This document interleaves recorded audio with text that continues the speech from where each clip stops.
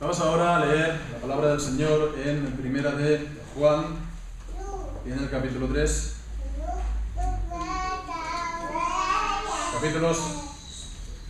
Versículos, quiero decir, del 11 al 18.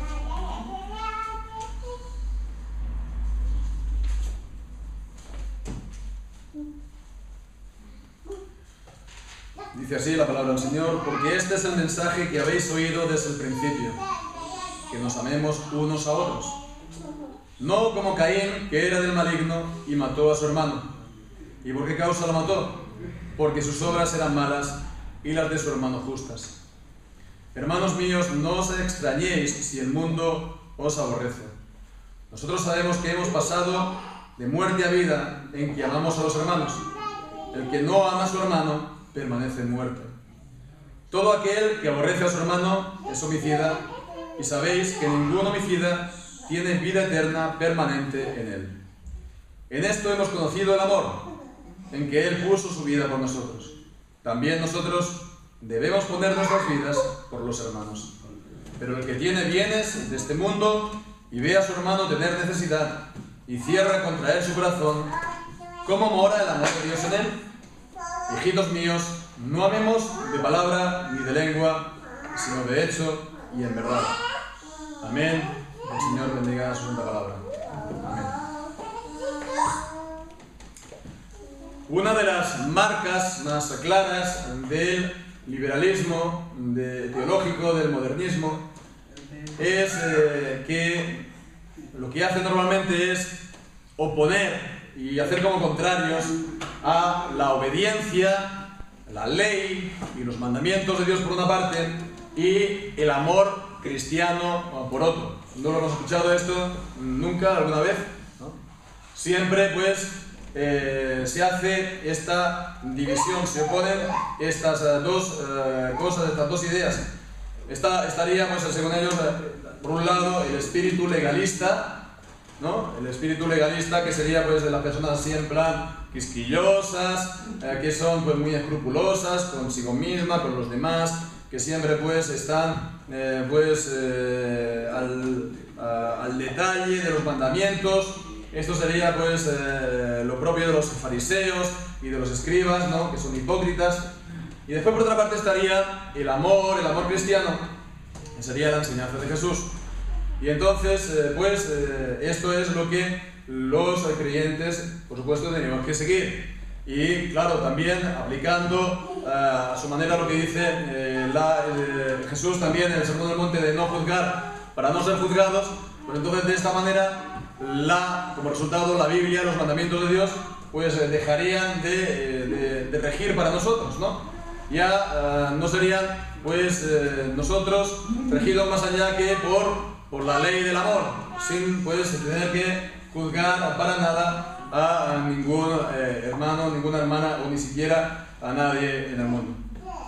Bueno, pues esta oposición entre los mandamientos y el amor de Dios, el amor cristiano, pues no es lo que nos encontramos en la Biblia. No es lo que nos encontramos en la Biblia. ¿Por qué? Pues viendo aquí lo que veíamos la semana pasada, estaba hablando Juan, el apóstol Juan, de hacer justicia. En el versículo 7 dice: hijitos, nadie os engañe, el que hace justicia es justo, como Él es justo. ¿Y qué era hacer justicia? El cumplir los mandamientos de Dios. Eso es hacer justicia, cumplir la palabra de Dios. Pues muy bien, vemos en el versículo 10, que lo leíamos también la semana pasada: todo aquel que no hace justicia y que no ama a su hermano, no es de Dios. Entonces vemos que el hacer justicia, la obediencia a Dios por un lado, y el amor cristiano, el amor fraternal por el otro, están juntos en la misma persona, es decir, en el cristiano. No se puede, por lo tanto, dividirlos y enfrentarlos, hacerlos opuestos y enemigos, porque no lo son. Los dos están en el cristiano. Bien, pues esta tarde lo que vamos a hacer es centrarnos más concretamente en la segunda de estas realidades, el amor fraternal. El amor fraternal. ¿Por qué es importante el amor fraternal? ¿Por qué es importante? Pero podríamos preguntarnos aún más, ¿por qué nos es necesario el amor fraternal? Nosotros somos, pues, personas, como seres humanos, pues ¿cómo funcionamos nosotros, no?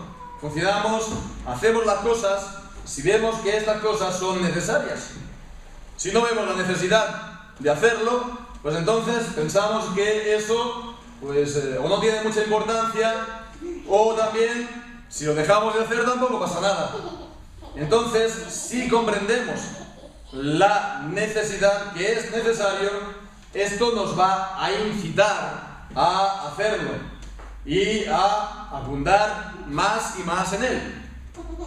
Bien, pues entonces espero que el Señor también esta tarde haga pesar en nosotros estas razones de su palabra por las que vemos esta necesidad, ¿no? Y las marque de manera que podamos, pues, no solamente comprender esta necesidad del amor fraternal, sino abundar más y más en él. La primera razón por la que vemos esta necesidad es, tiene que ver con la Escritura. Es una razón escritural, o una necesidad escritural de la Escritura.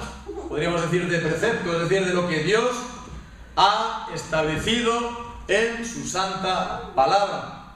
El versículo 11 dice: porque este es el mensaje que habéis oído desde el principio. Y lo dice el mensaje: que os améis los unos a los otros.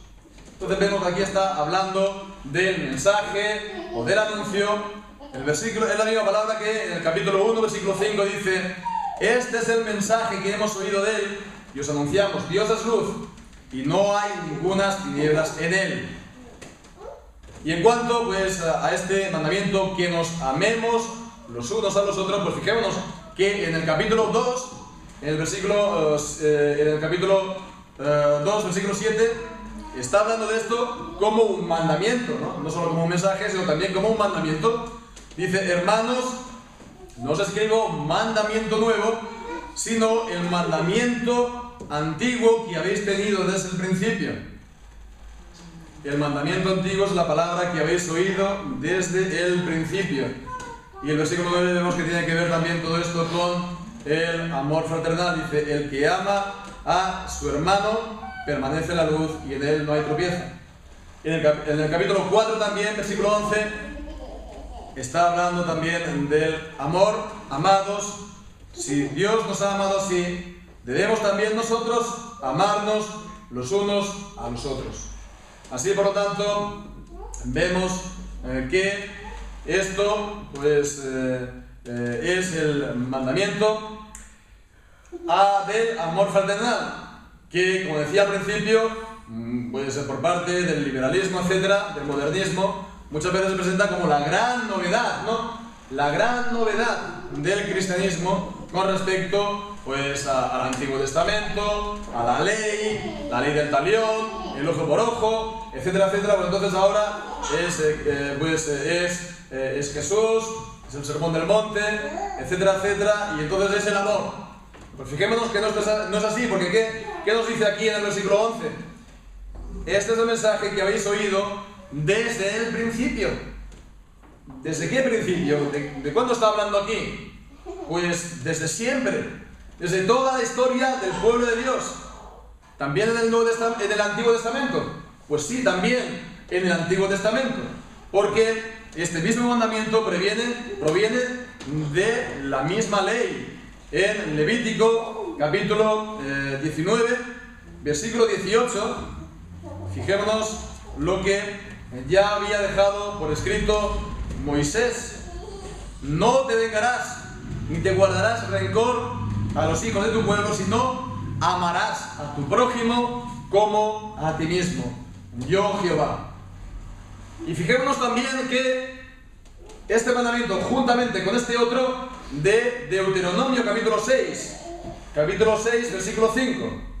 En Deuteronomio capítulo 6, versículo 5, leemos: y amarás a Jehová tu Dios de todo tu corazón y de toda tu alma y con todas tus fuerzas.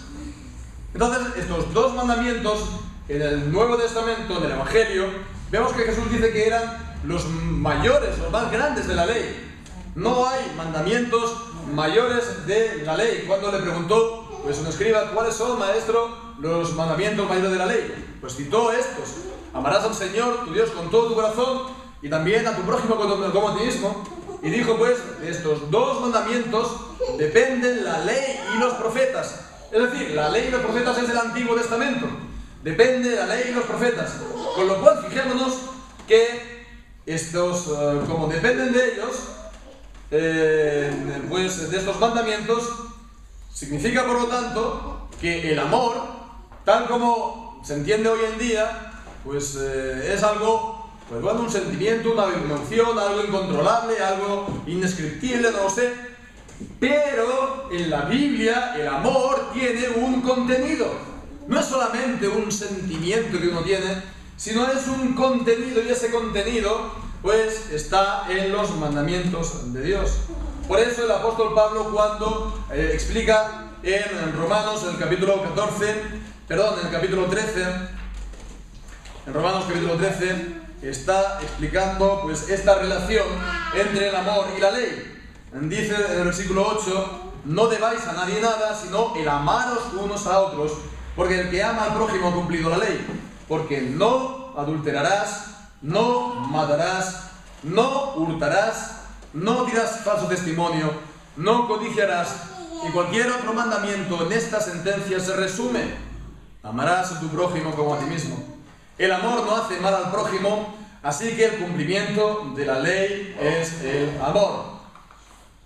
Entonces vemos también lo que decíamos al principio, que la ley y los mandamientos, y por un lado, y el amor, pues no son contrarios, ¿no? Sino que, fijémonos, están se combinan, ¿no? El resumen de los mandamientos es el amor, y además es que el amor es lo que lo cumple, ¿no? El amor es, por así decirlo, el combustible que hace que lleguemos a la meta, que es el cumplir estos mandamientos. ¿Por qué? Por amor a Dios, por un lado, los mandamientos que tienen que ver con su honra y con su adoración, y por otro lado, pues con lo que tiene que ver con el prójimo, pues a no hacerle ningún mal, a no hacerle ningún daño, sino procurar solamente su bien. Pues por lo tanto, como vemos, la primera razón de la necesidad, pues para tener este amor y abundar más en este amor, es por la palabra, por causa de la palabra. Tanto Antiguo como Nuevo Testamento, Dios nos dice que lo tengamos. Y así, por lo tanto, tiene que ser, porque Dios nos lo ordena con su autoridad.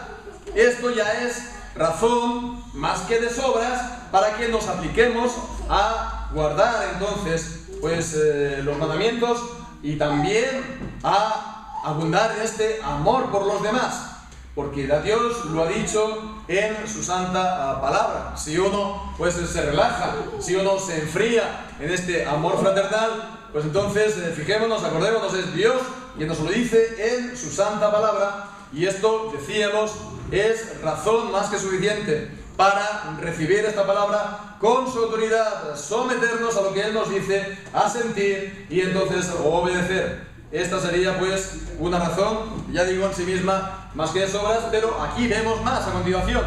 Vemos más razones para que abundemos por esta necesidad que tenemos del amor fraternal. Vemos entonces la segunda razón, es porque lo contrario que es el odio, pues es lo propio de ¿quién? Del diablo.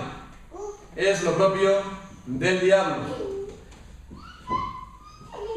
Veíamos la semana pasada pues esta, digamos, oposición que hace el apóstol Juan, por un lado, la justicia de que pertenece a Dios, versículo 7, hijitos de Dios engañe, el que hace justicia es justo, como Él es justo. Por un lado la justicia, que es de Dios, y por otro lado el pecado, que es del diablo. Versículo 8, a continuación, el que practica el diablo practica el pecado es del diablo. Entonces, justicia y Dios por un lado, pecado y diablo por el otro. Pues ahora vemos esta otra oposición: el amor y Dios por un lado, y el odio y el pecado y el diablo por el otro.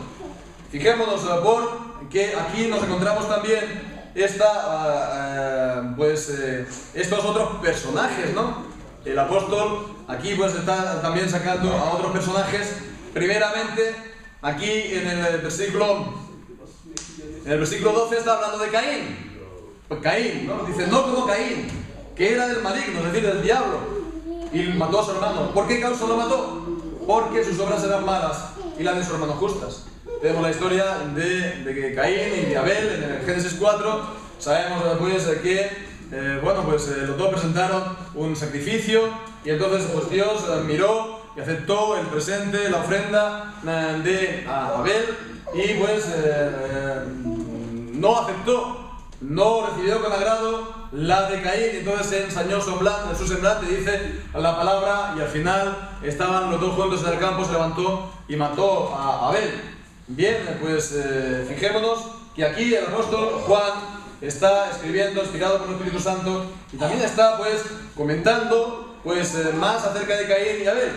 Y entonces fijémonos que no es solamente la cuestión de la ofrenda, no es solamente la cuestión del sacrificio, sino que esto podemos decir que sería la punta del iceberg, que había mucho más, porque dice aquí el apóstol que ¿por qué lo mató? Porque sus obras, las de Caín, eran malas y las de su hermano eran buenas. Entonces eso es que la entera manera de vivir de Caín era mala. Él estaba en el pecado, practicando el pecado tenía dominio sobre él, y por lo tanto también el mal. Y pues Abel era justo, él era pues un creyente, y él era justo y andaba por lo tanto en los mandamientos del Señor, y por lo tanto no podía él soportar a ver a su hermano cumplir pues con los mandamientos de Dios, ni hacer justicia.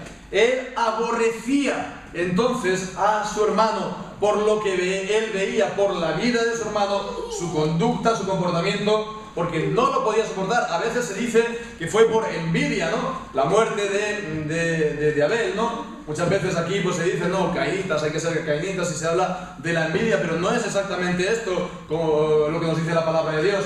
No fue exactamente por la envidia, sino por el aborrecimiento, porque no podía él soportarlo, no podía él soportar que él hiciera justicia. Y también pues el segundo personaje que encontramos aquí, el apóstol Juan habla del maligno, del diablo, ¿no?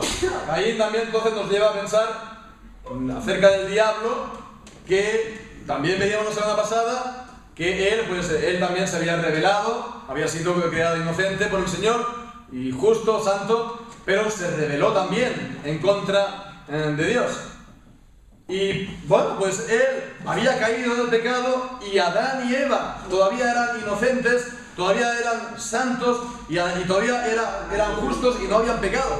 Pues igual, ¿no? Pues él también, por aborrecimiento, no podía él soportar ver tampoco a Adán y a Eva pues de igual manera pues andando pues en justicia, y de esa manera los tentó y los sedujo para que pues llegaran a ser también pecadores como él, por aborrecimiento, que no podía soportarlos ver. De la misma manera pues también que él pues, por aborrecimiento también a Abel pues incitó a su hermano Caín a matarlo, porque no podía soportarlo.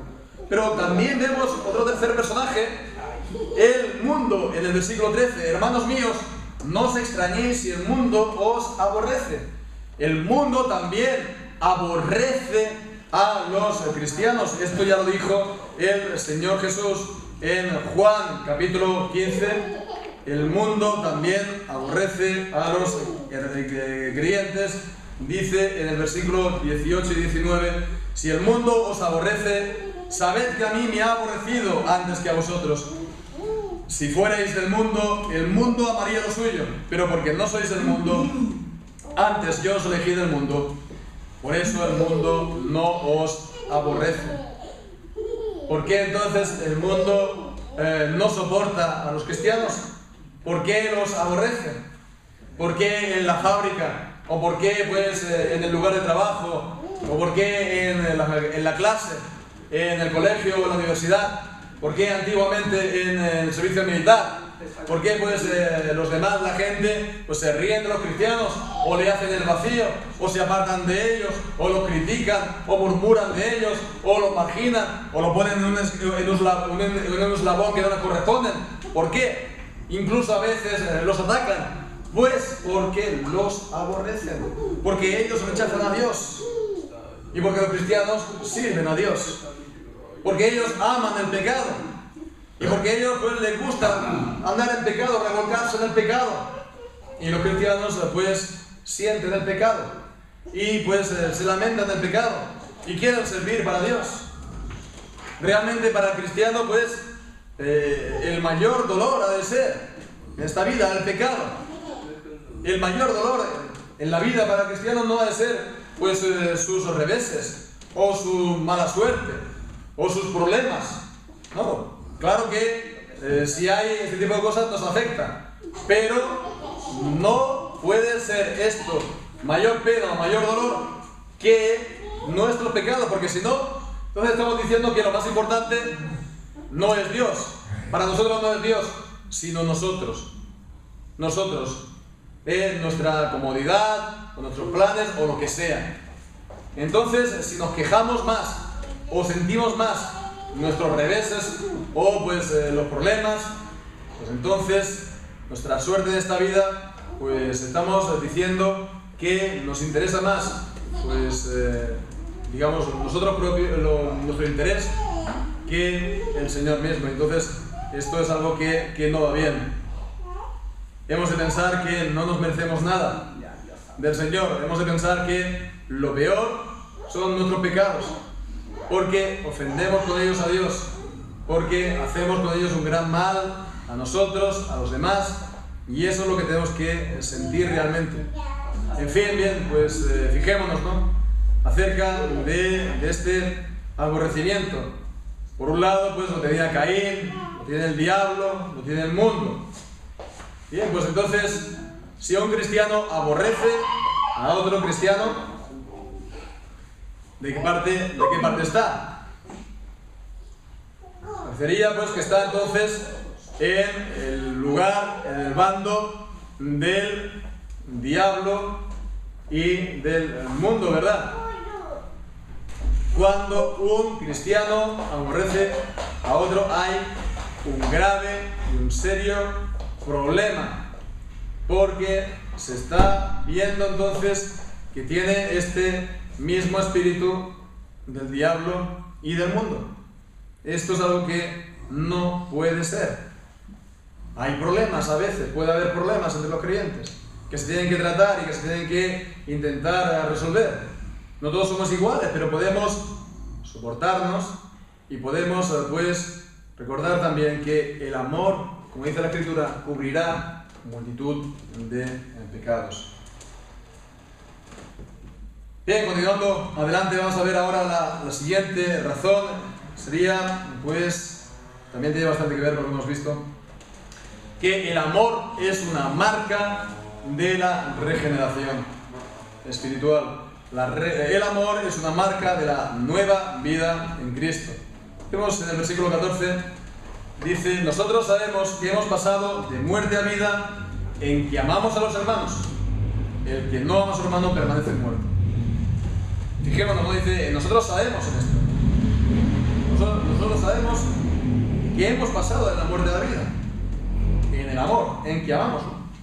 Entonces, el ver en nosotros este amor, pues es para nosotros una prueba, ¿no? Un pecador, una persona del mundo, como hemos visto, no lo puede. No lo tiene, de hecho. Le resulta imposible.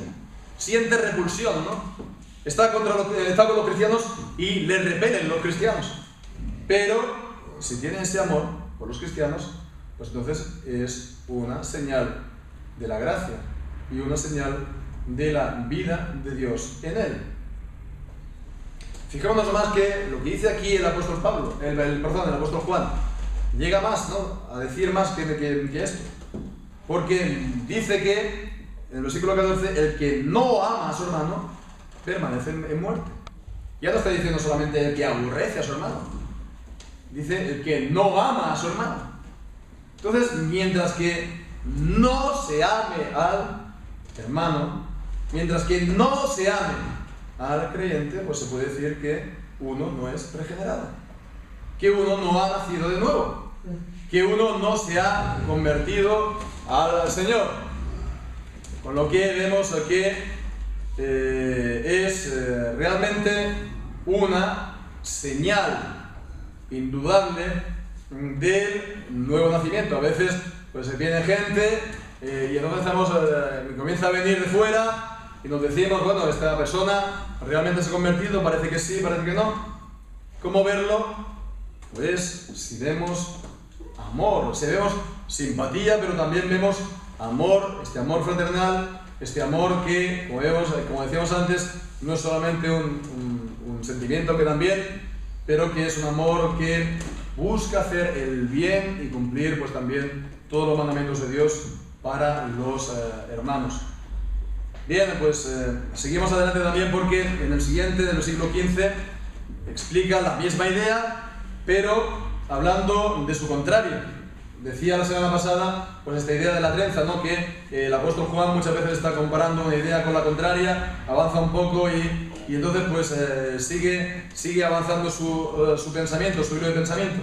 Pues había hablado del amor y ahora pues lo contrario. Versículo 15: todo aquel que aborrece a su hermano es homicida, y sabéis que ningún homicida tiene vida permanente en él. Y esto es también lo que concuerda esta palabra de que todo aquel que aborrece a su hermano es homicida, con lo que dice también Jesús en el Sermón del Monte, ¿no? Que todo aquel que le diga a su hermano sin razón necio, pues entonces se quedará expuesto al fuego del infierno. No es solamente el mandamiento del no matar físicamente, no haber matado, no haberle quitado a uno la vida, a nadie, sino también es el odio, es el aborrecimiento, es el insulto lleno de odio. Entonces el odio ya es en sí mismo la raíz, la esencia misma de la ira, del asesinato, ¿verdad? Entonces no hace falta cometer el acto para que ya uno sea culpable de este pecado. Si lo comete físicamente, por supuesto, tiene más culpa y es más grave, pero con todo y con eso, en esencia es el mismo problema. Con lo cual, la conclusión a la que llega dice en el versículo 15: sabéis que ningún homicida tiene vida eterna permanente en él, ¿no? Si el amor es una prueba del nuevo nacimiento, el odio, dice, es una prueba de que no tiene pues la vida de Dios. Y fijémonos también, por otra parte, en este lenguaje que utiliza el apóstol Juan, porque también es grande lo que está diciendo. Dice, tiene vida eterna, permanente en él. Entonces está diciendo que el creyente, que ha nacido de nuevo por regeneración, tiene vida eterna. La vida eterna es, por supuesto, para la eternidad, para el cielo, para que estemos en la presencia del Señor y ya no moramos nunca más. Pero aquí en la tierra, por la regeneración, por venir el Espíritu Santo a morar en el alma del creyente, uno ya tiene la vida eterna. Uno ya tiene la vida eterna. La vida eterna se experimenta ya en esta vida. Se recibe ya en esta vida. Por lo tanto, Dios la infunde en nosotros por medio del Espíritu Santo. Y fijémonos lo que dice: permanente en Él, o permaneciendo en Él. La vida eterna, cuando se recibe, por lo tanto, uno, Dios la da. Y dice Romanos 11:29, que irrevocables son los dones y el llamamiento de Dios. Entonces, cuando recibimos la vida eterna, pues no es para que nos la dé hoy y mañana pues nos la quite y para que después nos la vuelva a dar, sino que es permaneciendo en Él. Entonces el creyente pues es alguien que tiene la vida eterna permanente, permaneciendo, residiendo en Él. Bueno, pues se mire como se mire, en un sentido o en otro, desde el punto de vista del amor o del odio, la conclusión siempre es la misma. El amor es señal de la salvación, el odio es señal de muerte espiritual. El amor es señal de nueva vida en Cristo y de regeneración. Esto, por supuesto, también se tiene que entender bien, por otro lado, porque la Iglesia de Roma también dice esto, pero dice, hace del amor, ¿sí?, la causa de la regeneración. Si tenemos, pues, amor, pues Dios, pues, nos da más de su gracia, nos da más del nuevo nacimiento, nos transforma más. Entonces, fijémonos de que esto es una mala interpretación del mensaje de la palabra, porque el amor no es una causa. El amor se puede decir que ni siquiera es una condición por parte de Dios para ser regenerado, por la sencilla razón de que para nosotros nos es imposible. Para los hombres es imposible amar de esta manera. Es recibir la vida de Dios por el Espíritu Santo, la regeneración, y después amamos. Entonces la regeneración no es la causa, la regeneración es la señal. El amor no es la causa, el amor es la señal, el amor también es el fruto de esta regeneración. Es el fruto y no se puede hacer o convertir el fruto como la raíz. ¿No? El fruto como la causa, el fruto como la raíz. Si convertimos el fruto en la raíz, ¿qué es lo que ocurre? Pues lo que hacemos es enterrar el fruto. Y si enterras el fruto, ¿qué es lo que pasa? El fruto se pudre. La raíz es la gracia de Dios, la obra de Dios en nosotros inmerecida. El fruto que se tiene que ver, se tiene que dar, es el amor y las buenas obras. Pero es el fruto, no la causa, ¿verdad? Bien, pues entonces esta sería la tercera de las razones, y la última razón, la encontramos también a continuación, es que porque también así lo hizo Cristo. En el versículo 16 dice, en esto hemos conocido el amor, en que Él puso su vida por nosotros. También nosotros debemos poner nuestras vidas por los hermanos. En esto conocemos el amor. ¿Cómo conocemos el amor? Pues una vez más, no por lo que vemos en nosotros, no por lo que vemos en los hombres, no por lo que vemos en los demás o en los santos, más eminentes, ¿no? ¿Cómo conocemos el amor? ¿Cuál es el ejemplo? ¿Cuál es la muestra del amor? Pues Cristo. Cristo es la muestra y el ejemplo de este amor. Primera de Juan, capítulo 4, versículo 9 y 10 dice, en esto se mostró el amor de Dios para con nosotros, en que Dios envió a su Hijo unigénito al mundo para que vivamos por Él. En esto consiste el amor, no en que nosotros hayamos amado a Dios, sino que Él nos amó a nosotros y envió a su Hijo en propiciación por nuestros pecados. ¿Cómo conocemos el amor? En esto se mostró, ¿verdad? Y el apóstol Pablo en Romanos 5, el versículo 8 está hablando pues de este ejemplo de amor de Cristo que es sin igual. Dice que, bueno, que los hombres, podría ser que algún hombre muriera por algún semejante, por algún amigo, ¿no? O por algún hijo, ¿no? Pues enferma, pues no sé, hacerle lo que sea para trasplantarle la médula o el hígado, lo que sea, ¿verdad? O pues, bueno, pues algún amigo está en un peligro, pues te puedes incluso hasta arriesgar la vida o perder la vida para salvarlo, ¿no? Por un amigo. Pero dice el apóstol Pablo, y es verdad, que ¿quién se entregará por un enemigo? Pues dice el apóstol, en esto pues se muestra el amor de Dios para con nosotros, en que siendo nosotros aún pecadores, Cristo murió por nosotros. En que siendo nosotros pecadores, fijemos la grandeza del amor, ¿no? Que Dios mismo se hizo hombre para morir por sus enemigos. Que religión dice o enseña esto, que Dios, ¿no?, de otras religiones, ¿no?, pues se hace el hombre para morir, recibir el castigo que sus enemigos merecen. con todo mi respeto, ni el Islam, ni el judaísmo, ni el hinduismo, ni ninguna otra religión enseña que Dios se hizo hombre en la persona de Jesucristo para morir en su humanidad por sus enemigos. ¿Qué tal? ¡Qué gran amor! Con lo cual pues vemos que no es ni mucho menos el cristianismo una religión más, porque es incomparable lo que enseña pues la Biblia acerca del amor de Dios, que lo que nos puedan decir las otras religiones, incomparable. Entonces, fijémonos que la conclusión a la que llega también el apóstol a continuación es que también nosotros hemos de hacer así. Si Cristo lo hizo hasta el punto que entregó su vida, puso su vida por amor a nosotros, también nosotros hemos de amar y hemos de poner nuestras vidas por nuestros hermanos. También nosotros aquí, pues fijémonos, hay lugar para que nosotros también imitemos a Cristo, para que Él es, por supuesto, nuestro Salvador. Hemos de tener nuestra fe puesta en Él, en su obra por nosotros, pero también hemos de mirar en la Escritura y imitar a Cristo para ser como Él. Dice también el apóstol Juan, el que dice que está en Él debe andar como Él anduvo. Y dice, pues también nos tenemos que entregar a los demás. Entonces, ¿cuál es el sentido de esto? Bueno, pues llegado el caso, dar la vida también por los demás, dar la vida también por los hermanos. Viene una persecución, ¿verdad? Y bueno, pues no delatar a todo el mundo, ¿verdad? A este, con tal de salvar el pellejo, ¿no?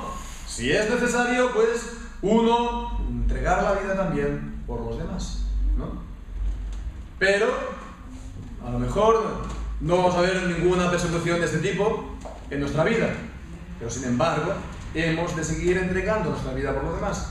Hemos de entregarnos a los demás, vivir para los demás, para todos los hermanos, en todo lo que podamos, en todo lo que hagamos, hacer una entrega sacrificial de nuestra vida, de nuestro tiempo, de nuestras capacidades. Pues es algo que nos importuna, es algo que nos molesta, es algo pues que nos hace a lo mejor perder un poquito la estabilidad, el salir de nuestra casa y preocuparnos por los demás, pero pues es algo que tenemos que hacer por amor también a los hermanos.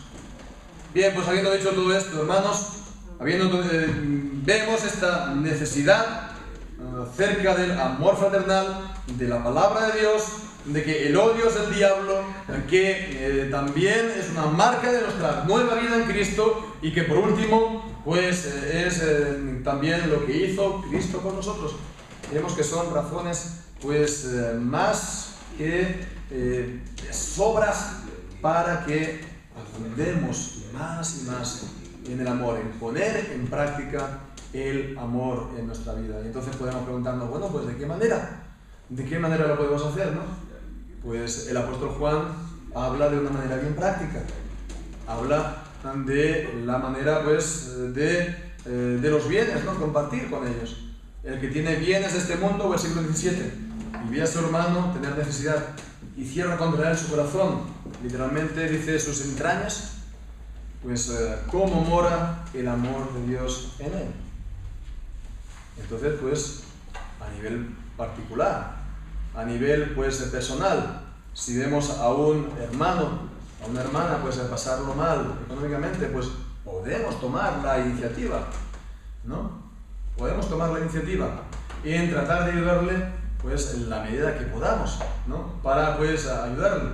No esperar a que le pida, no esperar a que ella te pida o él te pida, ¿no? Y por supuesto si te pide, como dice Jesús, ¿no? A quien te pide dale, ¿no? Siempre que puedas, ¿verdad? Siempre que puedas, pero no te niegues a ello si está el poder en tu mano para hacerlo. Pero bueno, esto es a un nivel particular. Pero después también están las ofrendas. Las ofrendas, porque recordemos pues que el Señor ha instituido las ofrendas en su pueblo. Y las ofrendas en su pueblo, pues vemos, tienen una utilidad, tienen un servicio, pagar los locales, el sostenimiento también del pastor. Pero vemos en el Nuevo Testamento, en el libro de los Hechos, que es también, sobre todo, diría yo, para ayudar a las personas en dificultades, a las viudas vemos, a gente que pues se lo está pasando mal. Incluso pues cuando se iba a desatar el hambre, pues ya ayudan por adelantado, ya envían pues la ayuda para que cuando llegue el hambre pues no afecte demasiado a la gente. Entonces, por supuesto que se tienen que pagar los locales y también pues el sostén de los pastores. Y en realidad mi anhelo es, y espero verlo, pues que se pueda pues fundar y establecer muchas iglesias en muchos lugares en España y en fuera de ellos. Y bueno, pues que tanto los locales como el sostén, pues bueno, no pensemos que nos lo vaya a traer el Estado, o no pensemos como ha sido hasta ahora, que nos venga siempre de afuera, sino concienciar a la gente, a los hermanos, que es una responsabilidad de los creyentes, porque así lo ha instituido Cristo en su palabra, de que esto es algo que tiene que venir del mismo pueblo de Dios. Pero con todo y con eso no olvidemos esto, ¿no? Que uno de los usos principales, ¿no? es la ayuda al necesitado en la iglesia, ¿no? Muchas veces se trata como un añadido, ¿no? Lo importante es esto y después lo gasto de diaconía, que es poca cosa, ¿no? No, tiene que ser pues más equilibrado, ¿no? Y tiene que ser pues digamos prácticamente por igual, ayudar los unos a los otros. Bien, pues esto en cuanto a las ayudas, no cerrar nuestro corazón, no ser duro, insensible a las necesidades de los demás, pero no solamente practicar el amor fraternal en este sentido, sino también en un sentido más pleno, ¿no? Abundar más y más en el amor. En Hebreos capítulo 10, versículo 24 dice que nos exhortemos, que nos animemos al amor y las buenas obras. Hebreos 10, 24 dice: considerémonos unos a otros para estimularnos al amor y a las buenas obras. Estimularnos, dice, es literalmente llevar a su paroxismo, es decir, llevarlo al máximo, llegar a su punto culminante. Entonces, bueno, en todo sentido, pues llevar el amor en nosotros a su punto culminante, en la paciencia los unos por los otros, en no tomar en cuenta los fallos de los demás o los pecados de los demás, no imputárselos, no tomárselos en cuenta, ¿verdad? En la tolerancia también, en el respeto ante las convicciones de los creyentes, en asuntos secundarios, como hemos también leído en Romanos capítulo 14. En renunciar también a nuestros propios derechos. A nuestros propios derechos sí los tenemos y son nuestros, pero rechazarlos o renunciar a ellos por bien de los demás. Hacer todo lo que hagamos para el bien de los demás, no ser escándalo a nadie. Hacer todo lo que contribuye a la edificación y al bien mutuo también. En sufrirlo todo, en soportarlo todo, en creerlo todo y en esperarlo todo, como dice 1 Corintios 13. Y pensemos que el amor es lo único que permanece en esta vida y para la eternidad. Todo lo demás se envejece, todo lo demás pues desaparece, todo lo demás deja de ser. Pero lo único que permanece para esta vida y para la siguiente es el amor, juntamente con la fe y con la esperanza. Esto nunca deja de ser. Pues entonces apliquémonos más y más a esto en toda nuestra vida, porque el amor, hermanos, es de Dios. Amén. Señor, bendiga su palabra.